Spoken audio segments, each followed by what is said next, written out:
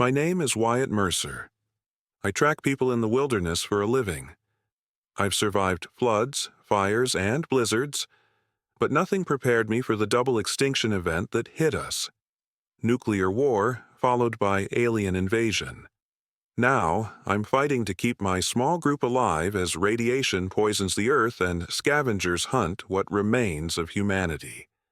Before we start the video, let us know what country you are tuning in from in the comment section below. Perhaps we will make a story there. Let's begin. I never thought I'd be making a recording like this. My name is Wyatt Mercer. Most people called me Switchback. I was a wilderness search and rescue coordinator based out of Gallatin County, Montana. I specialized in finding people who were lost, tracking them through impossible terrain, and bringing them home safely. I spent 15 years honing those skills, reading the land, predicting movement patterns, understanding how people and animals navigate when disoriented. Never imagined those same skills would be what kept me alive when civilization collapsed. I'm recording this from what used to be a root cellar beneath an old farmhouse about 30 miles outside of what remains of Billings. We've reinforced the walls, installed filtration systems, and turned it into a command center of sorts. There are 11 of us here now. Survivors, fighters, whatever you want to call people who refuse to die when the world tries to kill them. The morning everything changed. I was out in the backcountry with Kodiak, my Belgian Malinois. We were running tracking drills, teaching him to follow scent trails across rocky terrain. He was the best search dog I'd ever trained. That morning, though, something was off. Kodiak kept stopping, raising his head, staring at the horizon. His ears would prick up, then flatten against his skull. I've learned to trust animal instincts. They sense things we can't. It was just after 9 in the morning when the emergency broadcasts started blaring from my satellite radio. At first, I thought it was the monthly test. Then, I heard the panic in the announcer's voice. Nuclear launches detected. Major cities targeted. Seek immediate shelter. It didn't feel real. Not until I saw that flash on the southeastern horizon, brighter than the sun. Denver, maybe. Or Colorado Springs. The sound reached us minutes later. Not a boom, but a physical pressure that made my ears pop. I stood there on that mountain ridge, Kodiak whining beside me, watching distant mushroom clouds rise above cities I'd visited, places where people I knew lived. The wilderness suddenly felt like the safest place on earth. I had 3 days of supplies in my pack, a water filter, and the skills to stay alive. Most people weren't so lucky. The radio reports came in fragments after that. Chicago, New York, Washington, Los Angeles, all gone in less than an hour. The missiles kept flying, retaliatory strikes, secondary targets. The chain reaction of mutually assured destruction that we'd feared since the Cold War had finally been triggered. Nobody said who launched first. I guess it doesn't really matter now. I made it back to my truck and headed straight for my cabin. It was remote, stocked with emergency supplies and far from any strategic targets. The roads were already jammed with panicked people fleeing the cities. I took Forest Service roads, trails that only locals knew. Even then, I passed dozens of crashes, abandoned vehicles, people walking with whatever they could carry. That first night, I sat on my cabin porch watching strange lights move across the smoke-filled sky. Military aircraft, I thought. Emergency response. I was wrong. We were all wrong. They weren't here to help. They were here to harvest. The next morning, the ash started falling. Not just from the bombs, something else was in the air. Particles I'd never seen before. They shimmered slightly, almost metallic. Kodiak refused to go outside. He'd growl at the ceiling, tracking something I couldn't see or hear. I should have paid more attention to his warnings. For the first week, I stayed in my cabin, rationing supplies and monitoring emergency broadcasts. The reports grew increasingly strange. Unidentified aircraft over the ruins of major cities, unusual radiation patterns, structures appearing overnight in contaminated zones. Then, the broadcasts stopped altogether. The final message advised all survivors to remain in place and await further instructions. Those instructions never came. By day 10, the temperature had dropped 20 degrees. Nuclear winter was setting in faster than anyone had predicted. The sky was permanently dark, filled with ash and smoke and something else, something that moved with purpose through the clouds. I started seeing lights at night, beams that would sweep across the valley below my cabin. They weren't search parties. They moved too systematically, too efficiently. I needed to know what was happening, so I geared up for reconnaissance. Full radiation suit, dosimeter, night vision, rifle. Everything I'd stockpiled for a worst-case scenario that had somehow arrived. What I saw when I crested that ridge overlooking what remained of Bozeman changed everything I thought I knew about our place in the universe. We weren't alone, and our nuclear war had just rung the dinner bell. I packed up everything essential from my cabin within an hour. Years of search and rescue work taught me to travel light, but prepared. My go bag already contained water filters, first aid supplies, fire starters, and navigation tools. I added extra ammunition, radiation tablets, and all my preserved food. Kodiak seemed relieved when we left. He kept looking back at the cabin as if he knew we wouldn't return.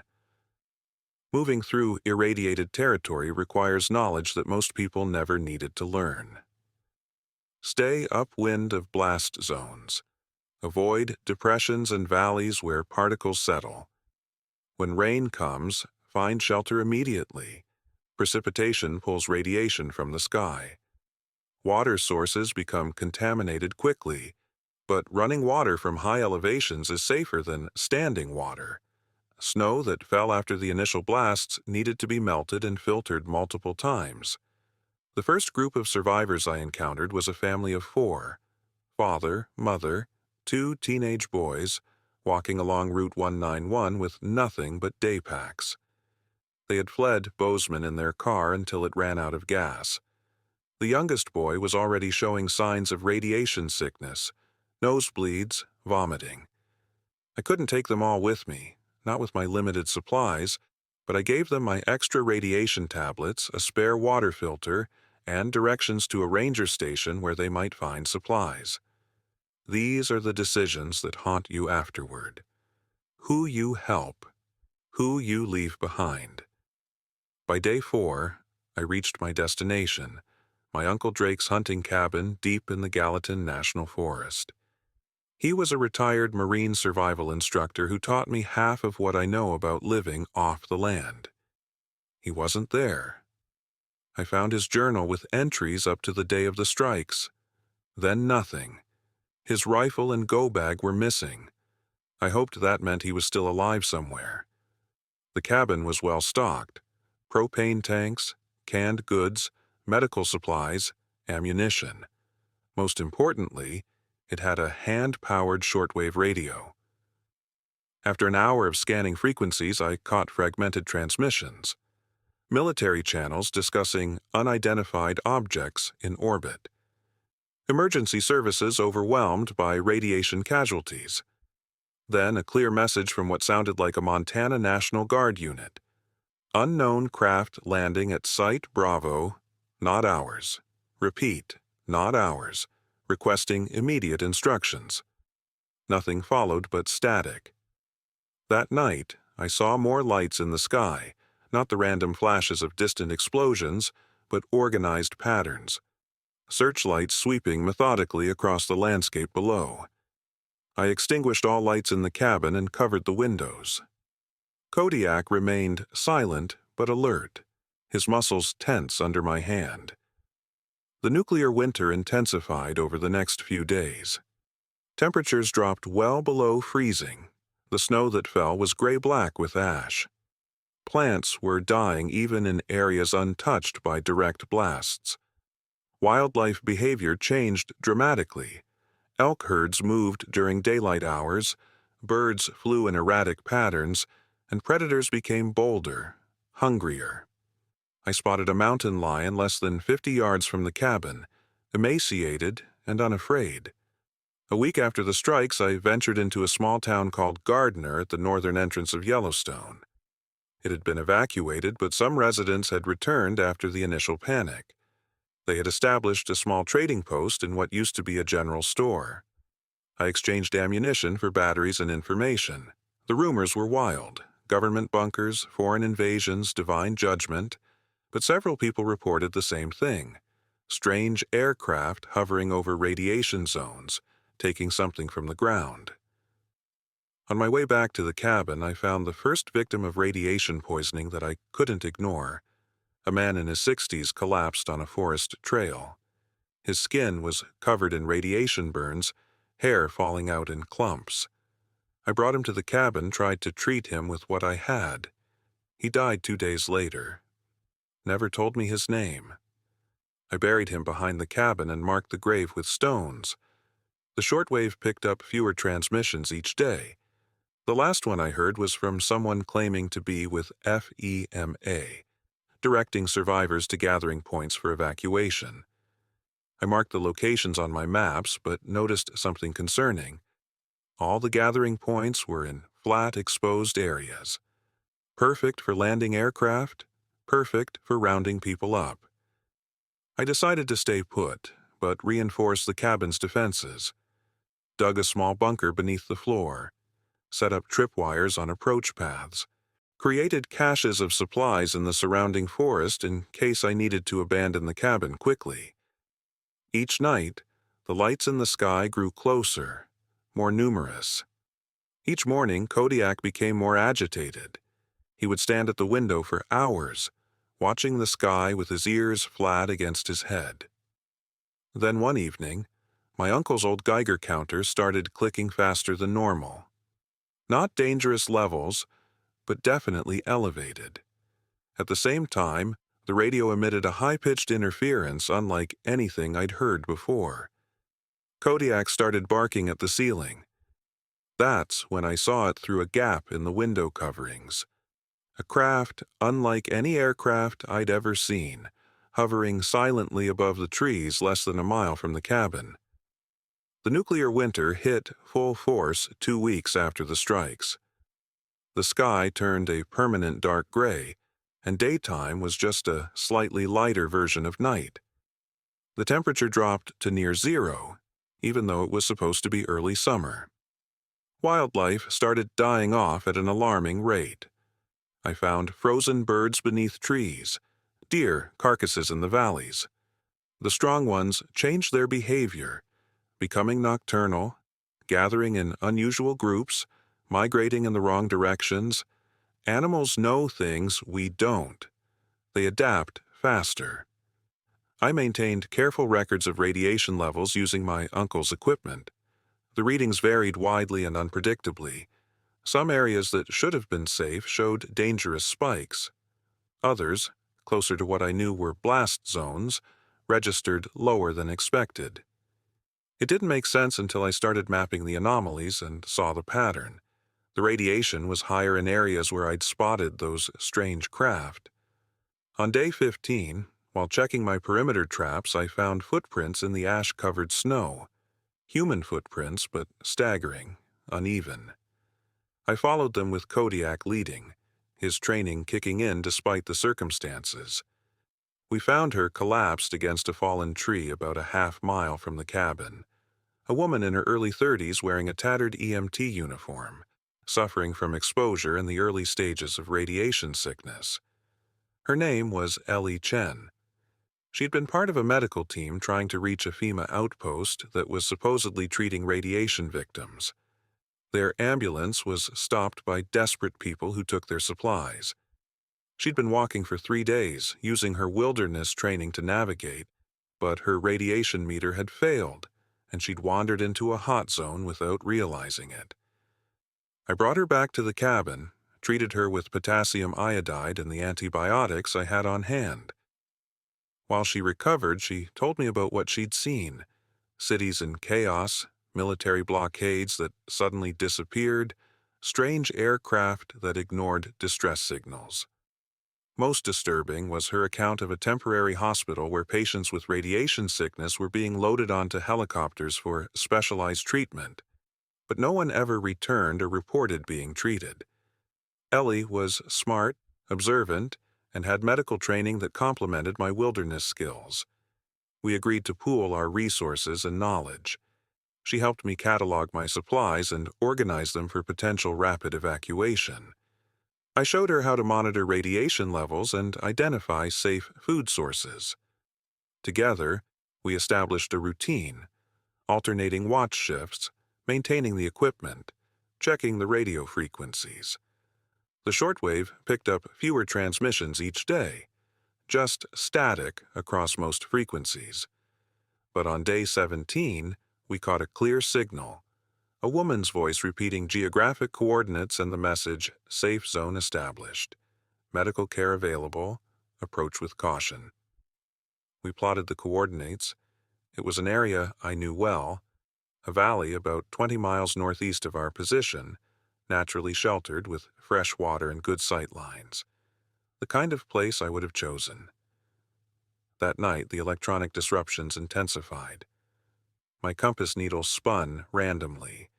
The radio cycled through frequencies without being touched. The temperature in the cabin dropped suddenly, though the wood stove was still burning. Kodiak wouldn't stop pacing, whining at frequencies almost too high to hear. Then we saw them, lights in the sky, much closer than before. Not the diffuse glow of distant explosions or the sweep of searchlights, but concentrated beams directed at specific points on the ground. One beam touched down less than 3 miles from our position, illuminating the forest with an eerie blue-white light. Against my better judgment, I decided we needed to see what was happening. Ellie agreed to stay with Kodiak at the cabin, maintaining radio contact through our short-range communicators. I took my rifle, night vision goggles, and radiation gear, then moved silently through the forest using every concealment technique I knew. What I saw from my vantage point on the ridge changed everything I understood about what was happening. The craft was unlike any human technology, a dark oval shape about the size of a commercial bus, hovering 10 feet above a small clearing. The blue-white beam extended from its underside to the ground, where it was systematically removing soil, rocks, plant matter, everything, in a perfect circle about 30 feet in diameter. It wasn't just taking surface material. The beam was penetrating deep into the earth, extracting something. Most disturbing were the figures moving around the excavation site. In the green glow of my night vision, they appeared roughly humanoid, but wrong somehow. Proportions slightly off, movements too fluid yet mechanical at the same time. They wore what looked like environmental suits with helmets that obscured any features. They moved with purpose, collecting samples from the beam's extraction site and loading them into containers. I watched for almost an hour, documenting everything with the small camera I carried for search and rescue operations. As I was about to retreat, my communicator buzzed, Ellie warning me that she was picking up movement on our perimeter sensors. Multiple contacts approaching the cabin from the direction opposite the extraction site. I had to make a choice: continue observing these beings and their work, or return to defend the cabin. The decision was made for me when one of the figures suddenly stopped what it was doing and turned in my direction. Even through the helmet, I could tell it was looking directly at me. It raised what appeared to be a device in its hand. My instincts screamed danger. I backed away slowly, maintaining cover, then turned and moved as quickly and quietly as possible back toward the cabin. By the time I returned, Ellie had doused all lights and moved our essential gear into the hidden space beneath the floor. Kodiak was silent but alert, his ears forward, tracking sounds I couldn't hear. Through the cabin's peephole, I could see them. 3 figures in environmental suits moving methodically through the trees toward our position.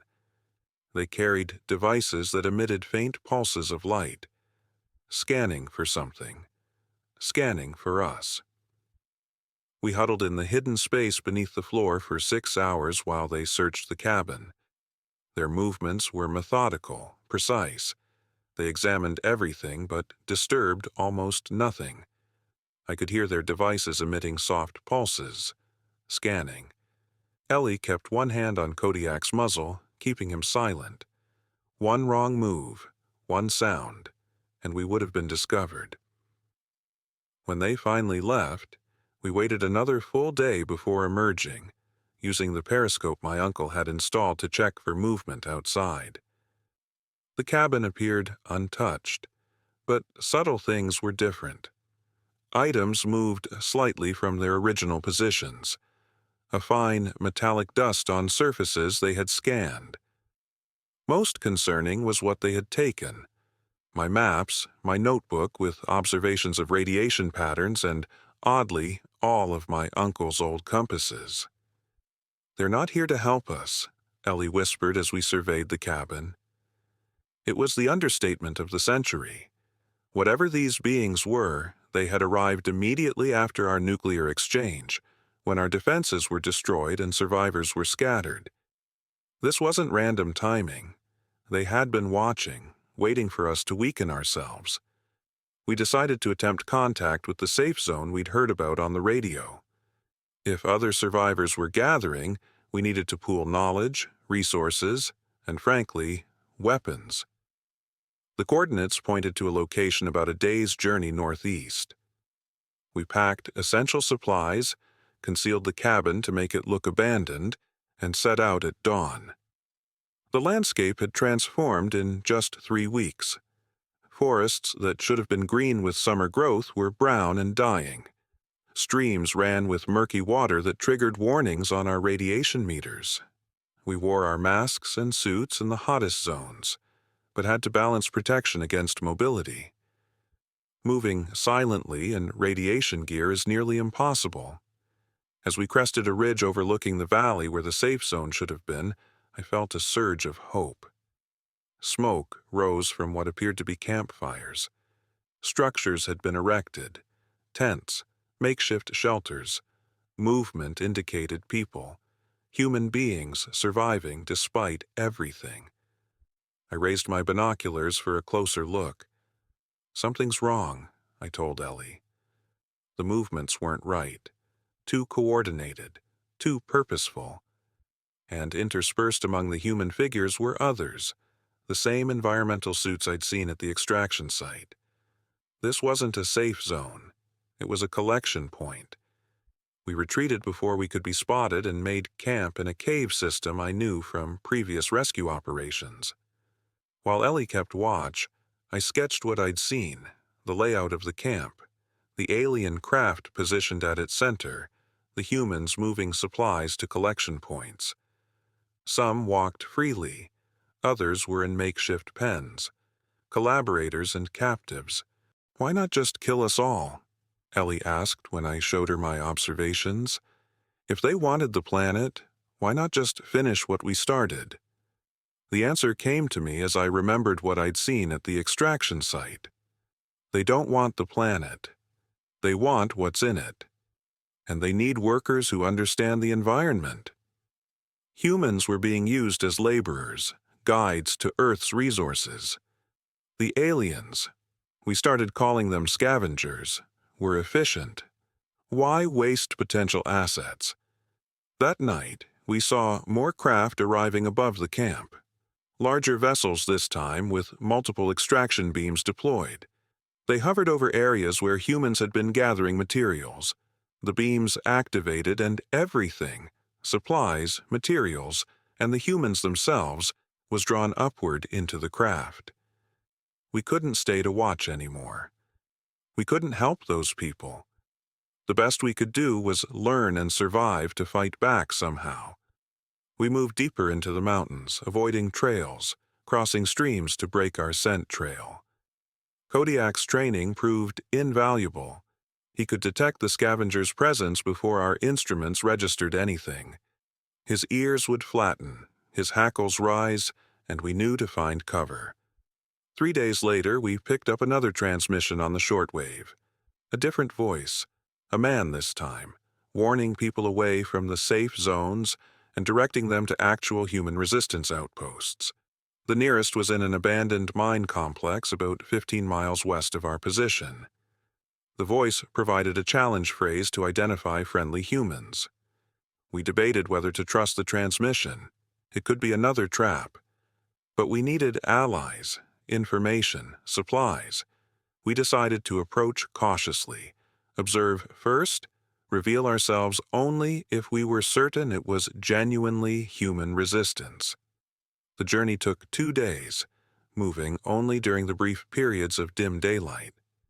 We avoided open spaces, used natural features for concealment, and adjusted our route whenever Kodiak alerted to potential danger.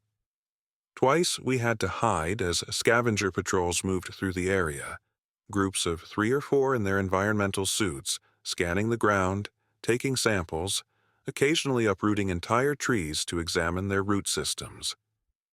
As we approached the coordinates of the supposed resistance outpost, I noticed something peculiar about the surrounding landscape. The vegetation was healthier here, less affected by radiation and nuclear winter. The air felt cleaner. Kodiak was more relaxed, though still vigilant. We found a concealed observation point overlooking the entrance to the abandoned mine. It was well disguised. Fallen trees and debris arranged to look natural, but actually forming a defensible perimeter.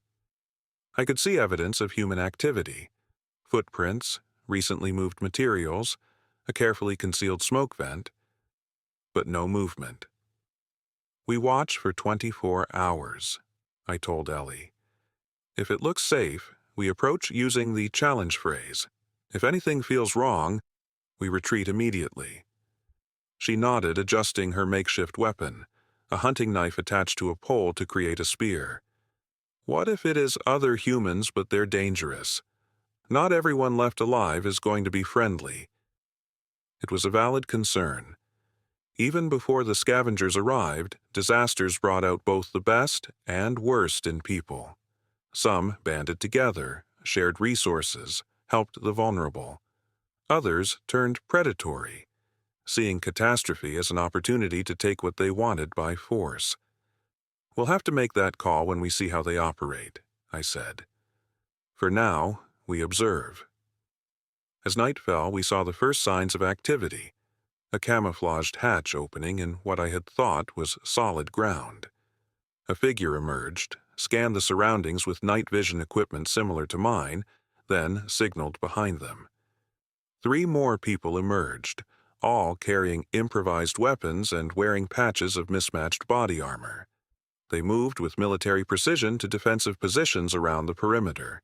Humans, organized, cautious, and well-equipped. Maybe we had found allies after all.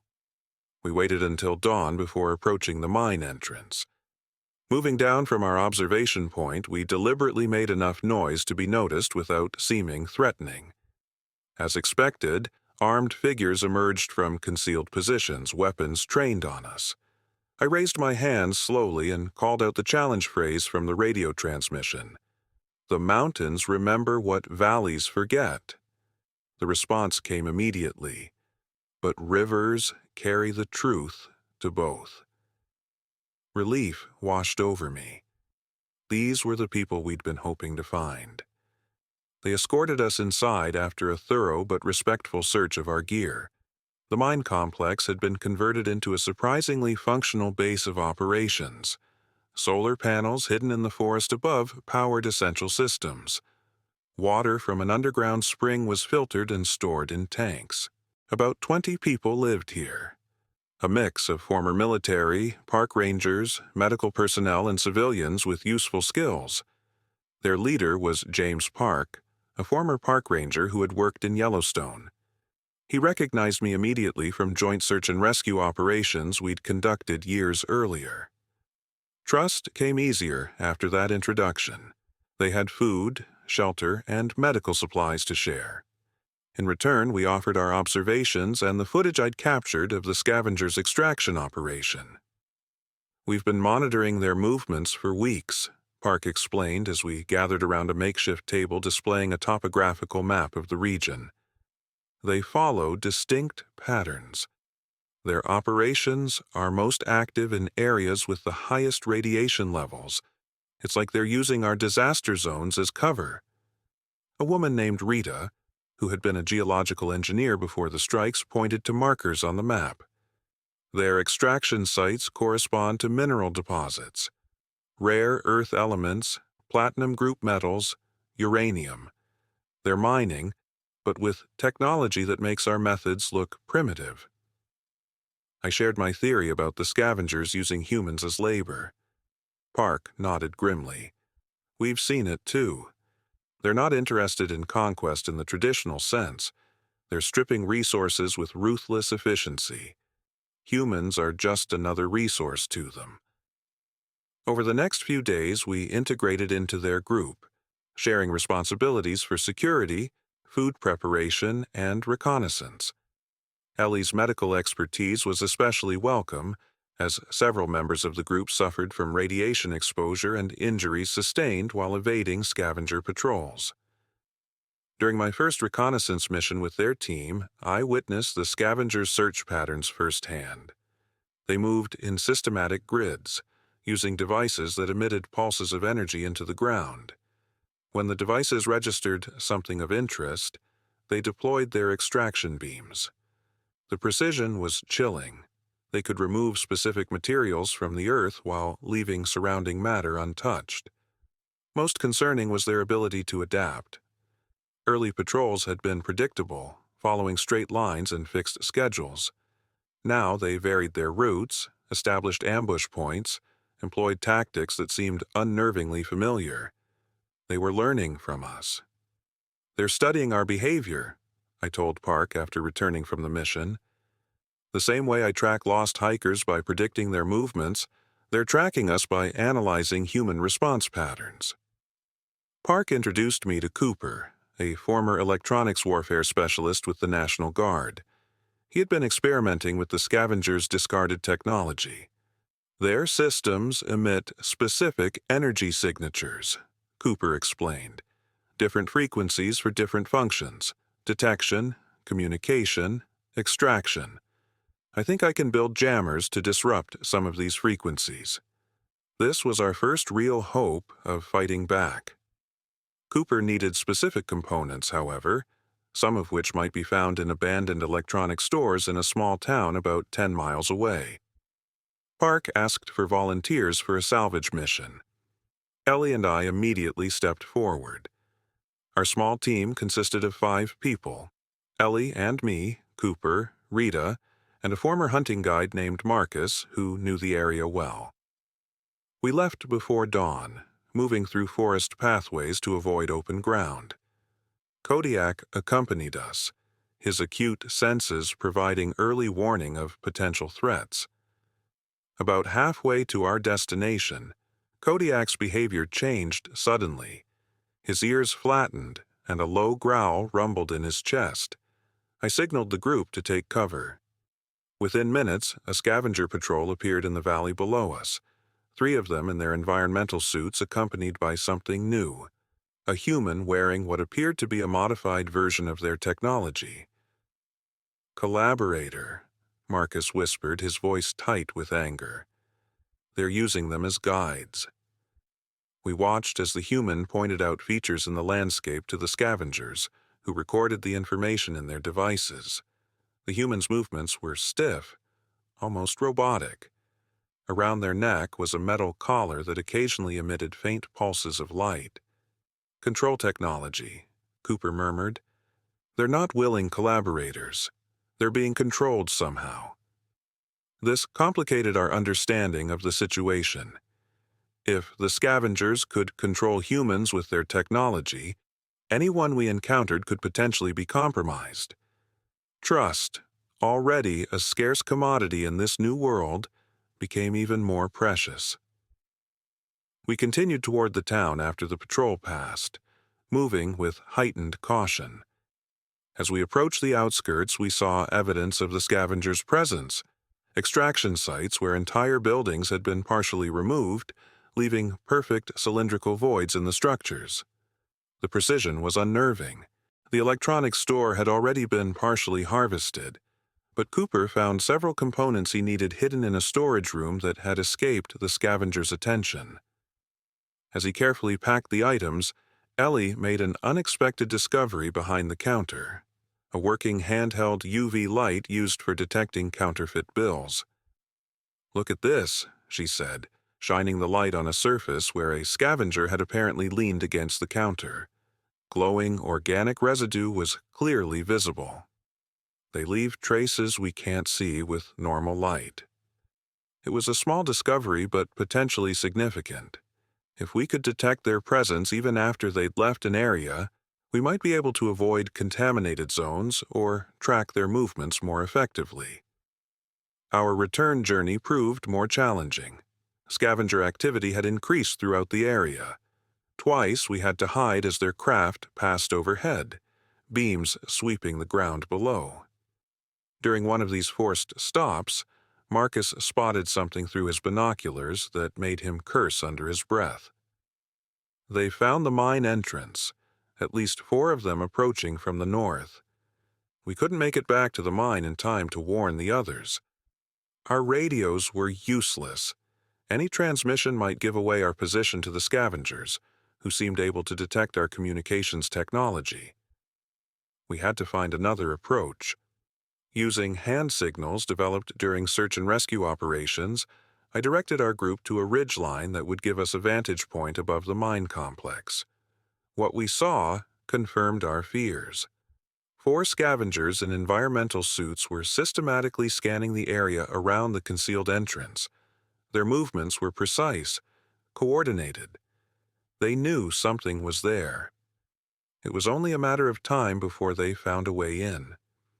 "We need a diversion," I whispered to the group.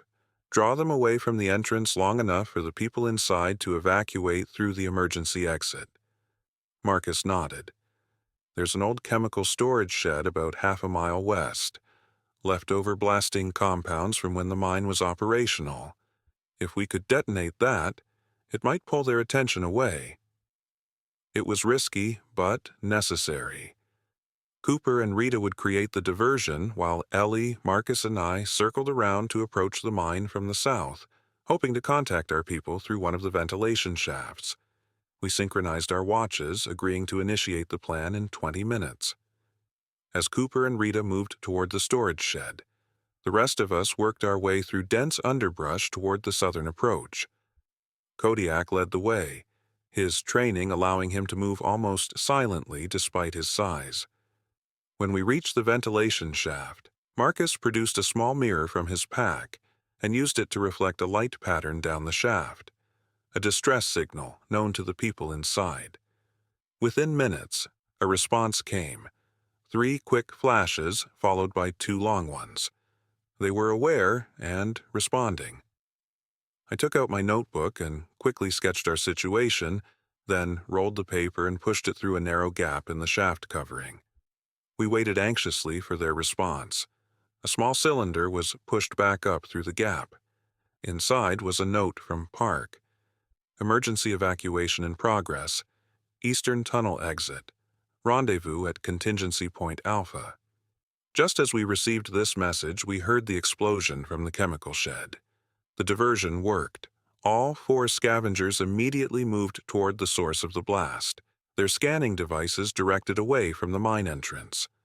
Within moments, we saw movement at what appeared to be a solid rock face about 100 yards east of the main entrance. A concealed door had opened, and people were emerging in small groups, carrying essential supplies and weapons. We moved to intercept them, providing cover as they made their way into the forest. Park was the last to emerge, setting charges to collapse the tunnel behind him. The small explosion sent dust and debris flying, effectively sealing the entrance and hopefully hiding evidence of their evacuation route. "Did everyone make it out?" Ellie asked as we regrouped at a predetermined meeting point about a mile from the mine. Park nodded grimly. All personnel evacuated. We lost most of our heavy equipment and about half our supplies, but we've trained for this scenario. He turned to me. Your warning gave us the time we needed. Thank you. Contingency Point Alpha turned out to be an abandoned ranger station deep in the national forest. It had been prepared as a backup location, stocked with basic supplies and equipped with rudimentary defenses. As night fell, Cooper shared his findings about the components we'd recovered from the electronics store. I can definitely build simple jammers with these, he explained, laying out the parts on a table. They won't work against their primary systems, but they might disrupt their scanning and detection capabilities temporarily. Give us a window to move undetected or even approach them.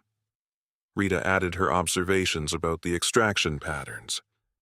They're not just taking random materials. There's a clear preference for specific elements, ones we use in advanced electronics, energy storage, and weapon systems. They know exactly what they're looking for. And what about the human collaborators? Marcus asked. How are they controlling them? Can we disrupt that too? Cooper examined the diagrams he'd drawn of the control collars we'd observed. The collars emit regular pulses of energy directed at the brainstem. Some kind of neural interface. Complex, but probably vulnerable to the same jamming frequencies. As the discussion continued, I stepped outside for a moment, needing space to process everything we'd learned. The night sky was clearer than it had been since the strikes, patches of stars visible through the nuclear haze. Kodiak sat beside me, alert as always. Park joined me after a few minutes. You've been tracking them, he said. Not just evading, but studying their movements, their behaviors. That's why you've survived this long. I nodded. It's what I was trained to do. Understand movement patterns, predict behavior. These scavengers, they're methodical. Their search patterns reflect specific objectives, they're not random. We need that perspective, Park said. Most of us have been focused on running, hiding. You're thinking like a hunter. I hadn't considered it that way, but he was right. My search and rescue training had always involved understanding both sides of the equation, not just where lost people might go, but how to most efficiently find them. Now I was applying those same principles in reverse, analyzing how these aliens hunted us. There's something else, I told Park.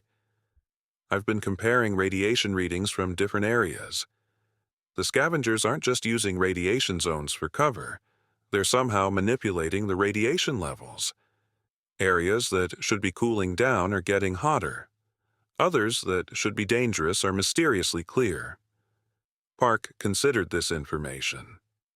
They're terraforming, adjusting our environment to suit their needs. This realization chilled me more than the night air. They weren't just harvesting resources, they were reshaping Earth itself, making it more suitable for whatever their long-term plans might be, and less habitable for humans. Inside the ranger station, Cooper had assembled his first jamming device, a crude but potentially effective tool about the size of a hardback book. We should test it, he said when we returned.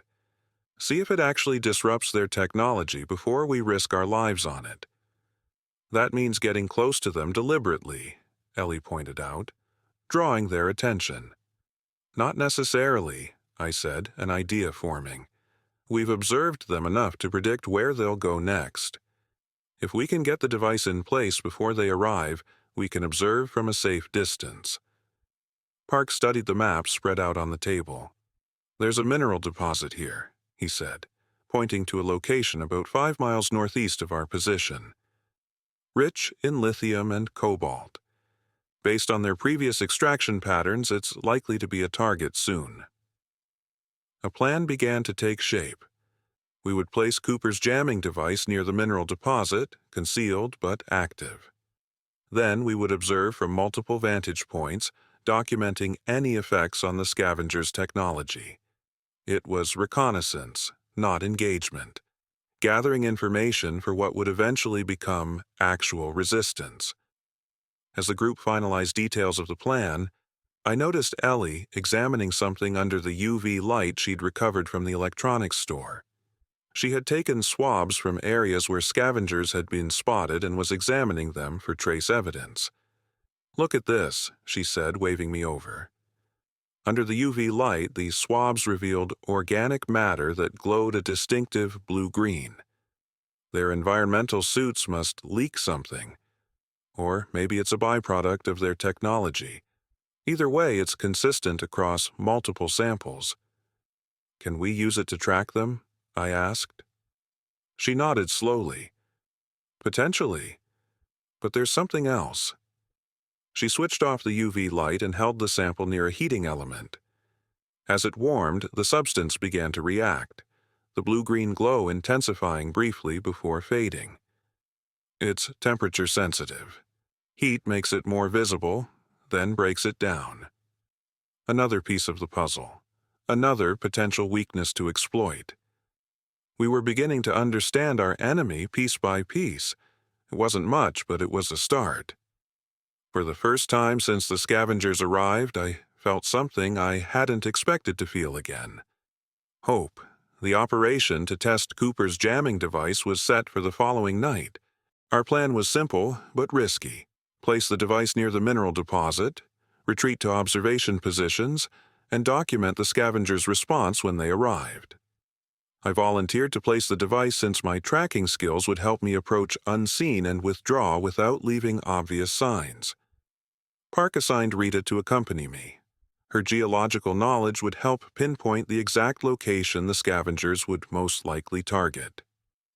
We moved out just after sunset, using the fading light to navigate while minimizing our exposure. Kodiak came with us, his senses more reliable than any technology we had. The mineral deposit was located in a small canyon that had once been part of a private mining claim. Even in the dim light, Rita could identify the telltale rock formations that indicated valuable resources beneath. We found a concealed position about 50 yards from the richest deposit area and carefully placed Cooper's device inside a hollow log, positioning it for maximum signal projection while remaining hidden. "Timer set for 2 hours," Rita whispered, activating the device. "That should give us plenty of time to reach our observation point." We withdrew carefully, using every technique I knew to minimize our trail, moving only on hard surfaces when possible, brushing away footprints, taking irregular paths rather than direct routes. Kodiak understood the need for stealth, staying close to my side without needing commands. Our observation point was a ridge overlooking the canyon, about a quarter-mile away. Ellie and Marcus were already in position when we arrived, having approached from the opposite direction. Cooper and Park were at a secondary observation point on the other side of the canyon, giving us multiple angles to document what happened. We didn't have to wait long. About 40 minutes after we'd set the device, Kodiak's ears perked up. He could sense them coming before any of us could see or hear their approach. I signaled to the others to remain absolutely still and quiet. The scavenger craft appeared first, a smaller version of the ones we'd seen before, about the size of a delivery van. It moved silently, hovering about 10 feet above the ground as it entered the canyon. 2 scavengers exited the craft once it stopped, carrying their scanning devices. They moved with the same methodical precision we'd observed before, sweeping their instruments across the ground in a standard search pattern. Then something changed. As they approached the area where we'd placed the jamming device, their movements became erratic. They stopped, consulted some instrument on their wrists, then adjusted their scanning devices. The adjustments didn't seem to help. They began moving in confused patterns, checking their equipment repeatedly. A third scavenger emerged from the craft, carrying what appeared to be a more sophisticated version of their standard equipment. This one moved directly toward our hidden device, as if homing in on it.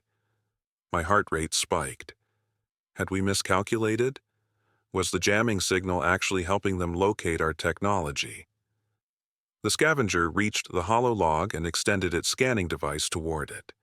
Then, something unexpected happened. The device in its hand emitted a bright spark and the scavenger recoiled, dropping the now damaged equipment. The other two immediately moved to its position, their body language suggesting alarm or concern. What happened next was even more surprising. Instead of continuing their operation or searching for the source of the interference, all three scavengers quickly returned to their craft. Within moments, they had departed, leaving the canyon without extracting any resources.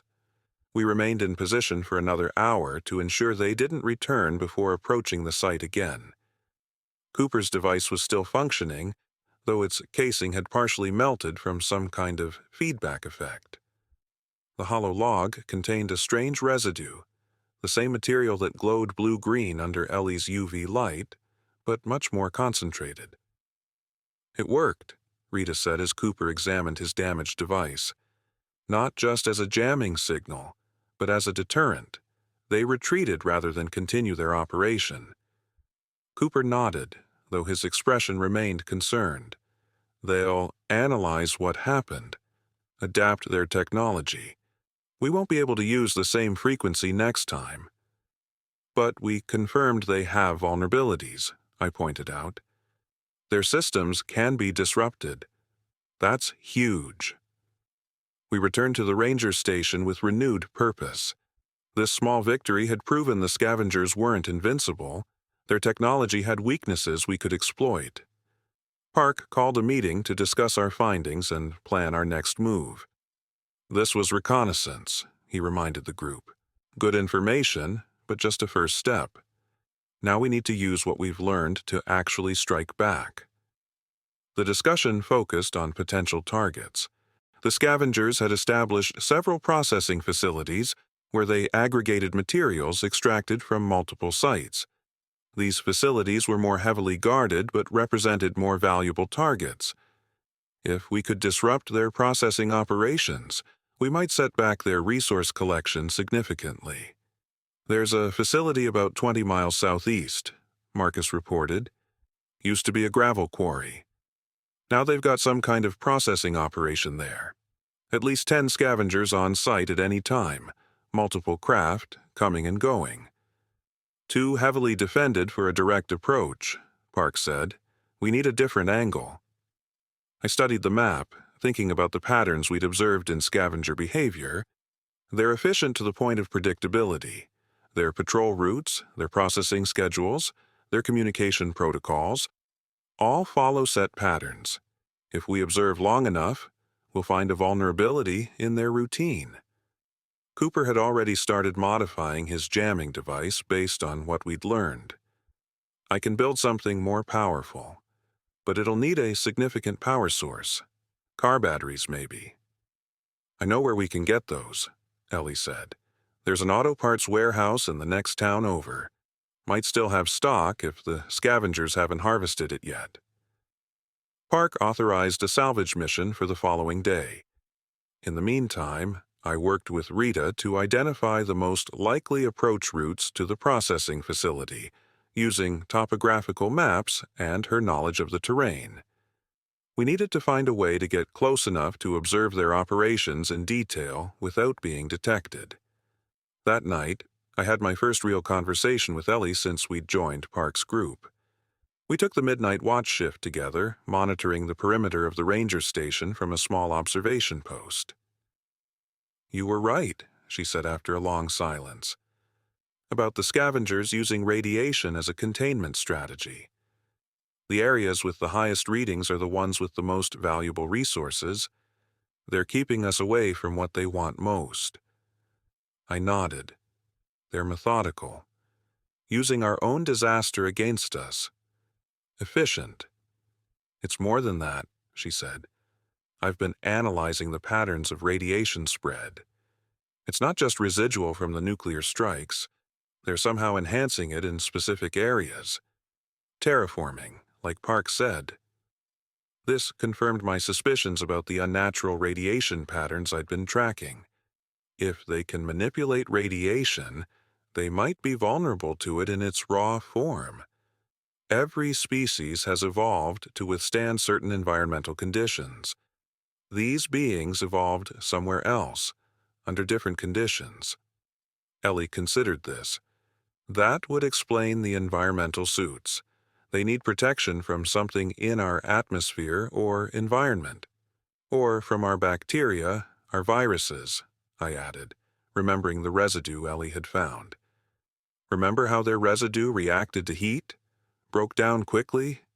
What if their biological makeup is vulnerable to certain elements here on Earth?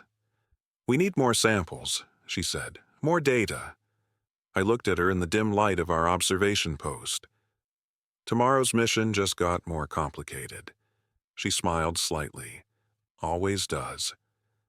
The salvage mission to the auto parts warehouse turned into something far more significant than we anticipated.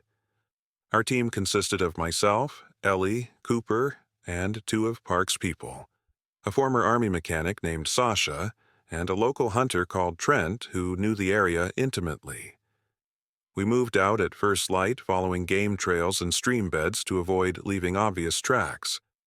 As we approached the small town where the warehouse was located, Trent held up his hand, signaling us to stop. He pointed to smoke rising from several locations within the town limits. Not the black smoke of destruction, but the white smoke of campfires. Someone was living there. Could be survivors, Sasha whispered, or collaborators. We needed to know which before proceeding. I volunteered to scout ahead with Kodiak, using the search patterns I developed during rescue operations. We circled the town perimeter, looking for signs that would tell us who occupied it. What I found surprised me. The town had been fortified, barricades at major intersections, lookout posts on taller buildings, even some crude traps set on approach roads. This wasn't a scavenger outpost. These were organized human survivors. I reported back to our group and we decided to make contact. We approached openly, hands visible, Kodiak heeling closely beside me. When we reached the first barricade, armed figures appeared, weapons trained on our position. "Identify yourselves," a voice called out. I used the same challenge phrase that had worked at the mine complex. The mountains remember what valleys forget. There was a pause, then, "We're not from the mine group, but we've heard of them." "State your business." "We're looking for supplies," I replied honestly. "Auto parts, batteries. We're working on equipment to disrupt scavenger technology." This earned us admission to the town. Their leader was a woman named Daria Velasquez, former chief of police. She had organized the survivors into a functioning community of about 60 people. They had food production, security teams, and, most importantly, a wealth of information about scavenger activities in the region. "We've been documenting their harvest points," Daria told us, showing a detailed map marked with dozens of locations. "They take specific resources from each site, then move on. Never return to the same place twice." This was valuable intelligence that complemented our own observations. We shared what we'd learned about the jamming technology and the scavengers' biological vulnerabilities. In return, Daria offered not just the batteries we needed, but something even more valuable: additional fighters. "We've been waiting for an opportunity to strike back," she explained. "4 of my best people can join your operation if you'll have them." Park had authorized us to recruit if we found reliable allies, so we accepted her offer. By midday, we were heading back to the ranger station with supplies and reinforcements, our mission far more successful than anticipated. When we returned, Park was initially cautious about the new additions to our group, but he warmed to the idea as we shared the intelligence we'd gathered. With Daria's information combined with our own, we now had a much clearer picture of the scavengers' operations throughout the region. "They're establishing a network," Park observed, studying the combined maps. "Processing facilities connected by regular transport routes. Efficient, Predictable. Predictable means vulnerable, I added. Every system this organized has critical nodes, points where disruption causes cascading failures. Cooper had already begun work on an enhanced version of his jamming device using the salvaged batteries. With this power source, I can create a disruption field about 3 times larger than before, enough to affect their systems across a significant area. Our new allies from Daria's group integrated quickly. They were disciplined, skilled, and most importantly, motivated by the same desire to fight back that drove us. One of them, a former cell network engineer named Hector, proved especially valuable. He had insights into communication systems that helped Cooper refine his jamming device. Their communication protocols have patterns, Hector explained, regular pulses at specific intervals. If we can mimic these patterns but introduce errors, we might be able to do more than just jam them. We might feed them false information. This opened up new tactical possibilities.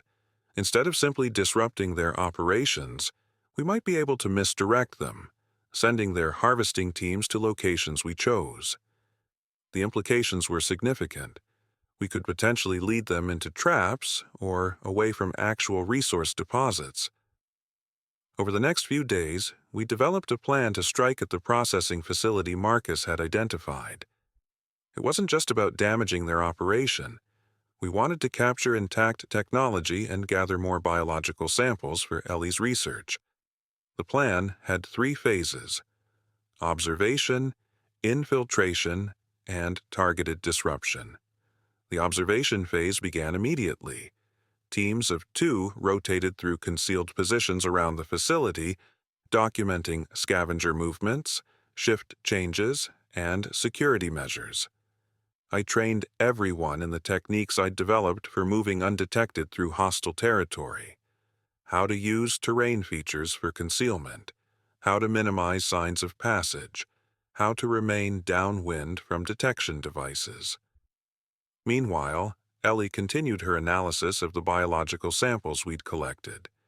Her findings were troubling, but potentially useful. Their cellular structure is unlike anything I've seen, she reported.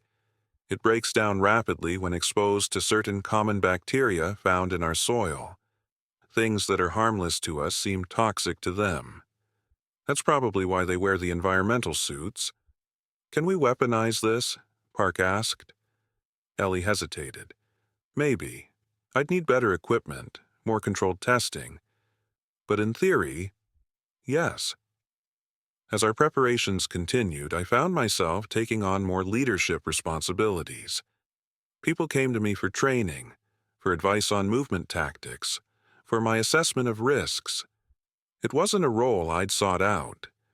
After losing my firefighting team years ago, I'd avoided positions where others' lives depended on my decisions. But here, now, it seemed unavoidable. Park noticed this shift. During one of our planning sessions, he pulled me aside. "They trust you," he said simply. "They see what I see. Someone who understands both how to survive and how to fight back."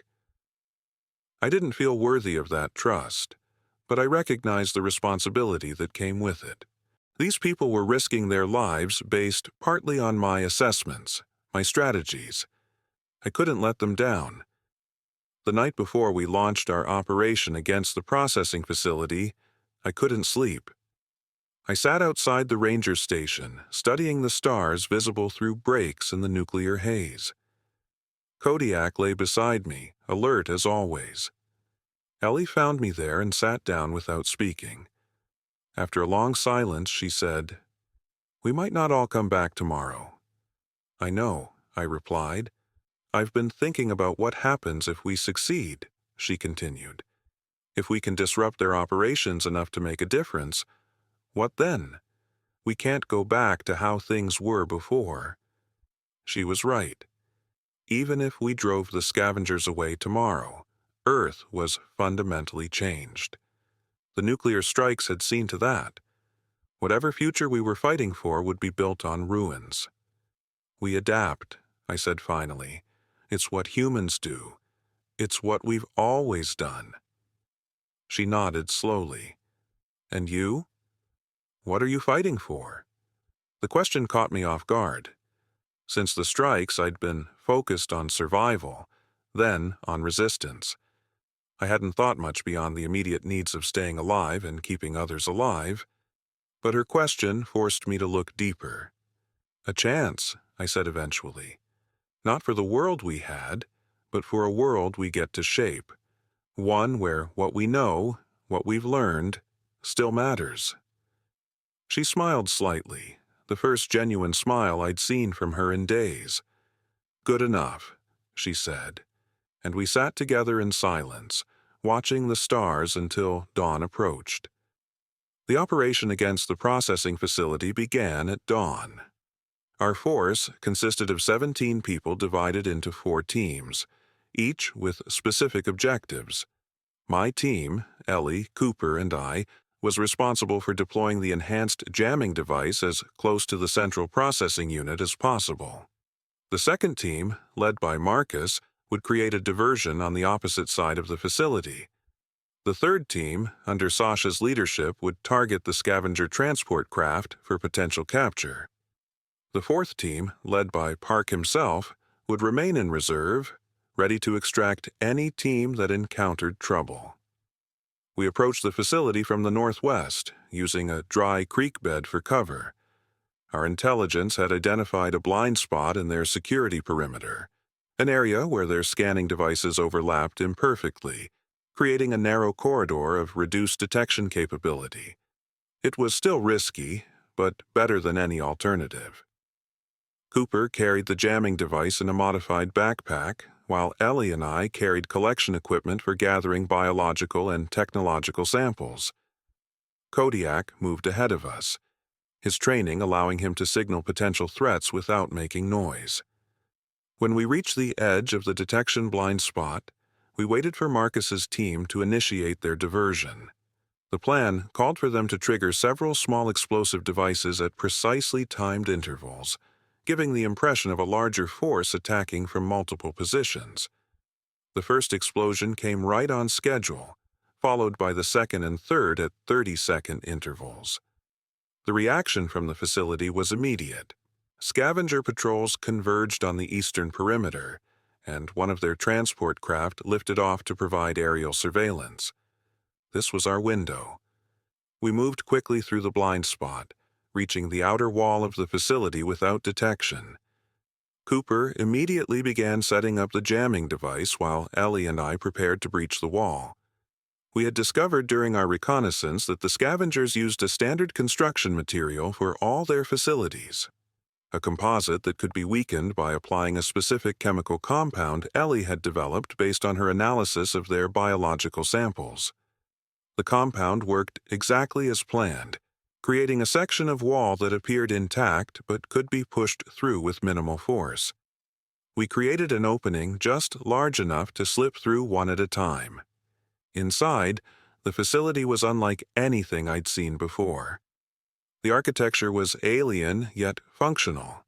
Curved surfaces, materials that seemed to shift color depending on viewing angle, lighting that had no discernible source.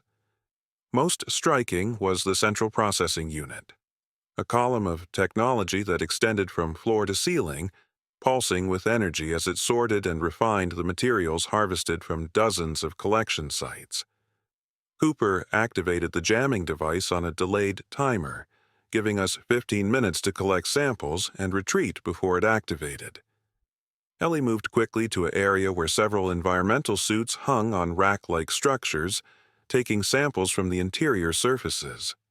I focused on the processing technology, using a specialized camera to document everything I could.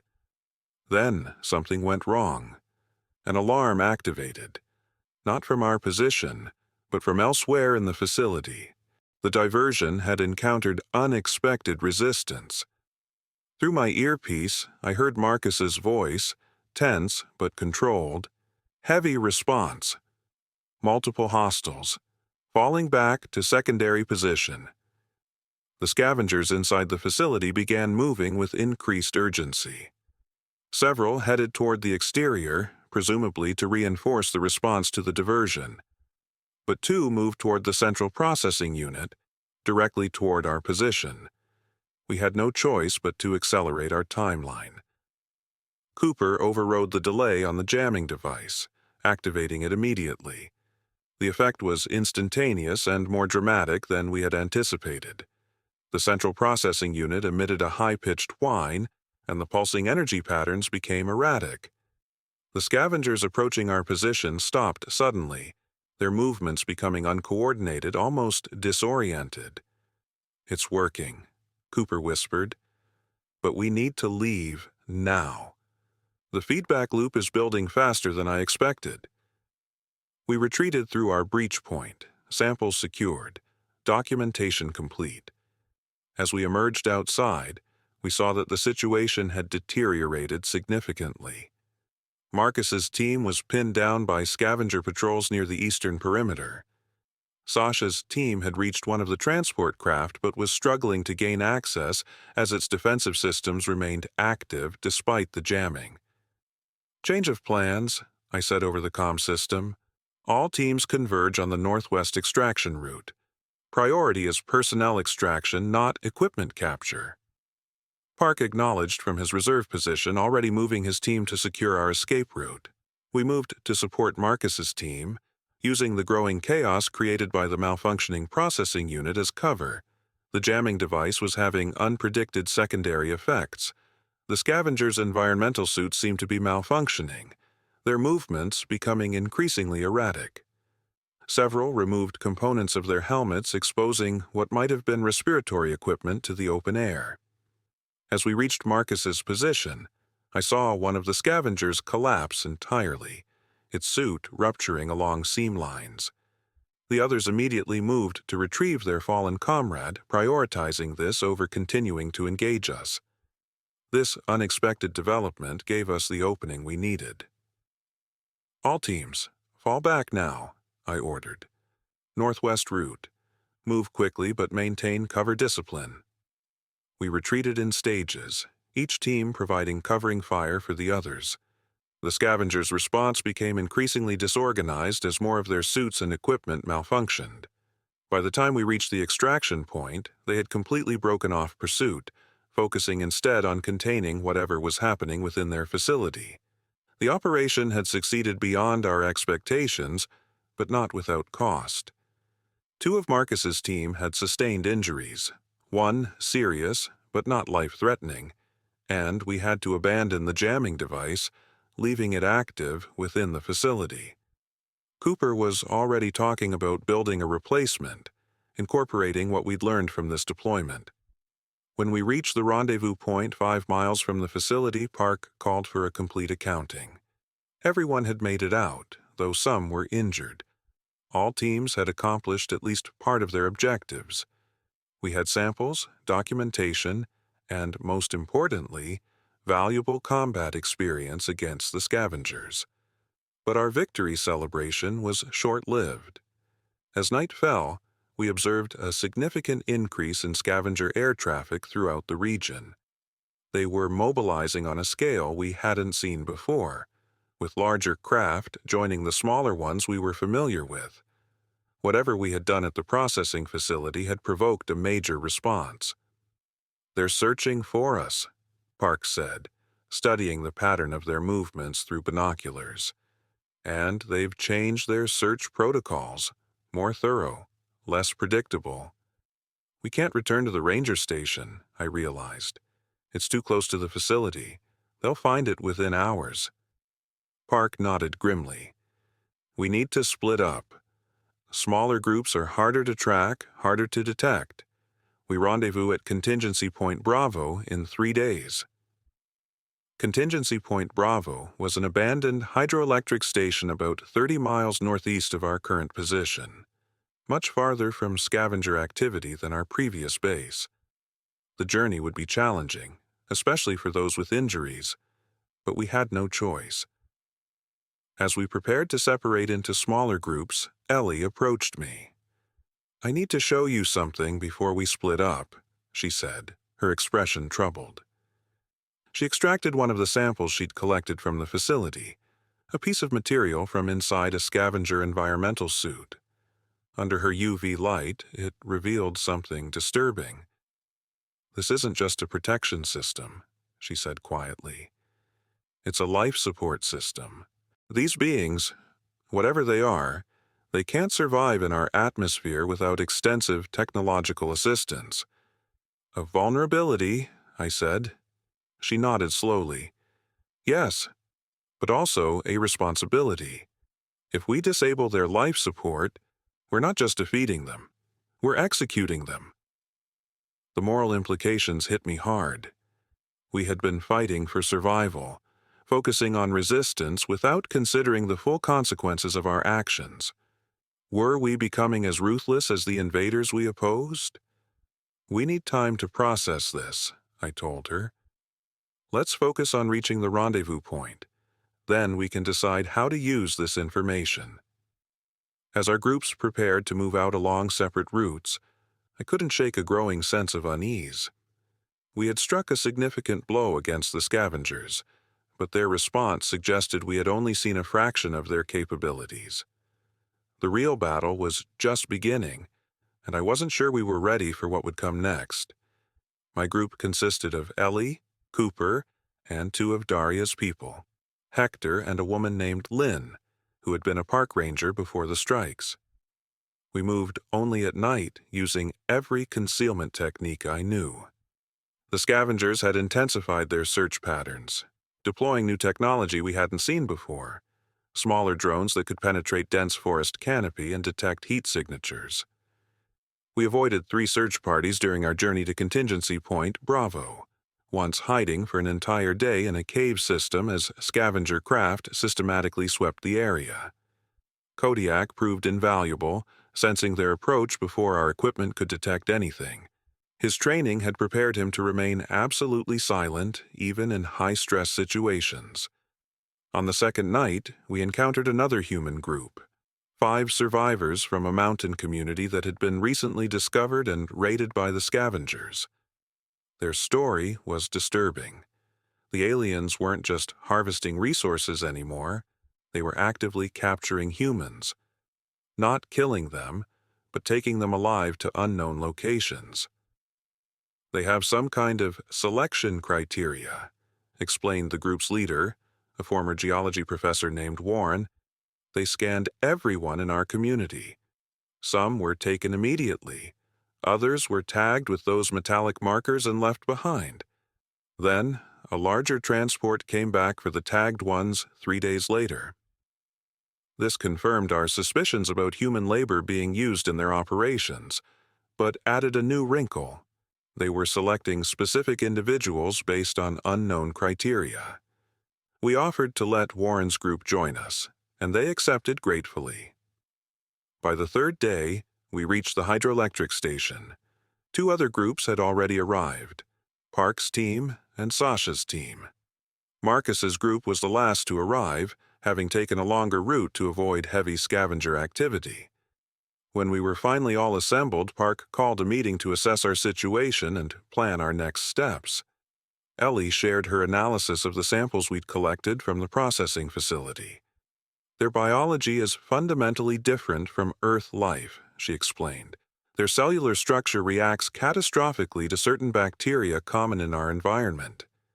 That's why the environmental suits are so critical to them." Cooper added his technical findings. "Their communication systems operate on specific frequencies that oscillate in predictable patterns. The jamming device worked because it created interference precisely calibrated to those patterns. But it did more than just disrupt communications. It affected their life support systems somehow. This connection between their communications and life support was a critical discovery. It suggested a vulnerability we could potentially exploit on a larger scale. If we could disrupt their life support systems across a wide area, we might force them to abandon entire regions." Hector, who had been studying the scavenger communication patterns, offered another insight. "There's a central control node somewhere. All their communications route through it. If we could locate it and disrupt it, we might affect their entire operation in this region. Finding this central node became our new priority. Based on the communication patterns Hector had analyzed, we believed it was located within a larger scavenger facility about 40 miles east of our position, what had once been a military installation before the nuclear strikes. Over the next few days, we gathered intelligence about this facility through careful reconnaissance.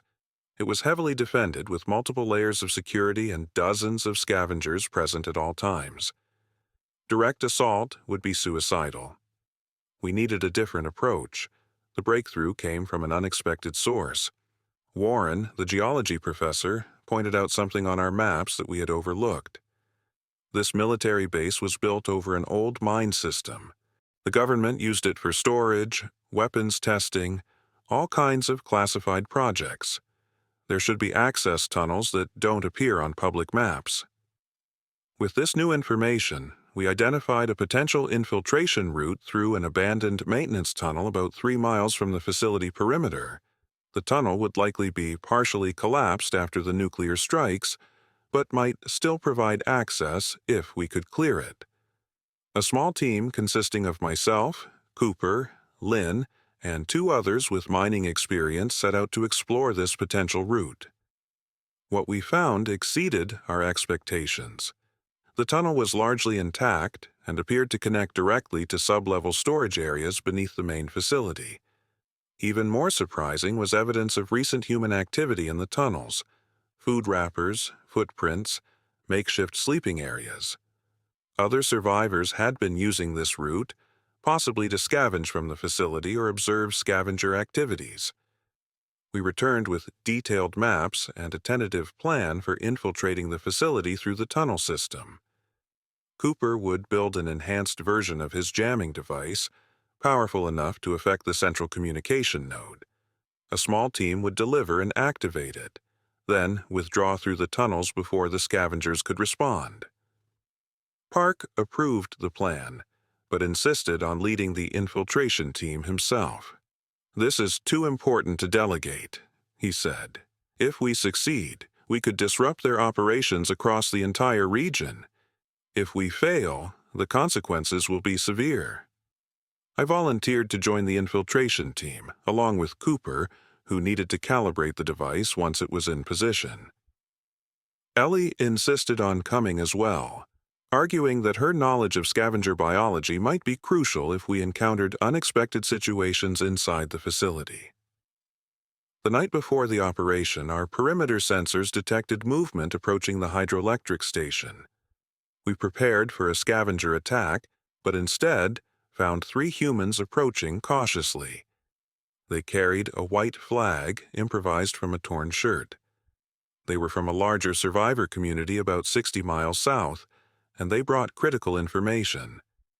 The scavengers had established what appeared to be a terraforming operation in their region, systematically altering the atmosphere and soil composition in large areas. Most disturbing was their report of strange structures being assembled, towers that emitted radiation and changed the behavior of all biological life around them. "It's not just resource extraction," their leader explained. "They're changing the planet itself, making it more like wherever they came from." This confirmed our worst fears. The scavengers weren't just opportunistic invaders taking advantage of our weakened state. They were engaged in a long-term colonization project, reshaping Earth to suit their needs with no regard for indigenous life. Our mission to disable their communication node took on new urgency. If they were coordinating terraforming operations throughout the region, disrupting their command and control might buy us precious time to organize a more comprehensive resistance. The operation launched the following night. Everything went according to plan initially. We navigated the tunnel system without detection, located the access point to the facility's sublevel, and successfully bypassed their perimeter security. Cooper identified the communication node, a massive array of technology at the center of the facility, protected by multiple security barriers. Using the techniques we'd developed for breaching their structures, We created an access point and placed the enhanced jamming device directly beneath the central node. Cooper activated it on a timer, giving us 20 minutes to withdraw before it began disrupting their systems. That's when everything went wrong. An alarm activated, not from our position, but elsewhere in the facility. The scavengers had captured one of our diversionary teams on the surface. Through our communication devices, we heard their brief warning before their signal cut out. Park made the difficult decision to accelerate our timeline. "Activate the device now," he ordered Cooper. "We need to create maximum disruption to cover our extraction." Cooper complied, overriding the timer. The effect was immediate and far more dramatic than we had anticipated. The entire facility power grid fluctuated. Emergency systems activated. Scavengers began moving in seemingly random patterns, their coordinated response breaking down. We retreated toward the tunnel entrance, moving as quickly as stealth allowed. 2 levels from safety, we encountered a group of scavengers. In the ensuing confrontation, Park was injured, a direct hit from one of their energy weapons. We managed to drag him to the tunnel entrance, but he was fading fast. His last coherent words to me were, "Lead them, Wyatt. You know how to survive. Teach them to survive." I didn't have time to process his loss. We had to move. The tunnels themselves had begun to collapse as the jamming device affected systems throughout the facility. We barely made it out before the main tunnel collapsed behind us. When we reached our rendezvous point, we found some of our people missing. The diversionary team had been captured, but what we had accomplished was significant. Across the entire region, scavenger operations had been thrown into disarray. Their communication network was down. Their coordinated activities had ceased. It's been 1 month since the nuclear strikes, 3 weeks since the scavengers arrived, 1 week since our strike against their command center. In that time, we've gathered more survivors, established a more permanent base in an abandoned dam facility, and begun training everyone in resistance tactics. Ellie's research continues. She believes we can develop a more targeted biological agent that affects the scavengers without harming Earth's ecosystem. Cooper and Hector work constantly to improve our jamming technology and develop new ways to disrupt scavenger operations. I find myself in a leadership position I never wanted but cannot refuse. These people look to me for guidance, for hope that survival is possible in this transformed world. I teach them what I know, how to move silently, how to track, how to read the land and predict patterns of movement, how to think like the hunters we've become. The scavengers grow more cautious now, less confident in their superiority. They've learned that humans are not merely resources to be harvested or obstacles to be removed. We are adaptive, resilient, and now, organized. This is not the end of the story, it's barely the beginning. Earth has changed forever. We have changed. But as I look around at the community we're building, humans from all backgrounds united in purpose, I find something I thought was lost forever in the flash of nuclear fire and the arrival of alien harvesters. Hope. If you're watching this recording, it means you've survived too. You're not alone. There are others out there. Find them, join them, share what you know. Together we can reclaim our world, not as it was, but as it might yet be. This is Wyatt Mercer, Wilderness Tracker, Survivor, one voice in humanity's continuing story. And I'm still tracking.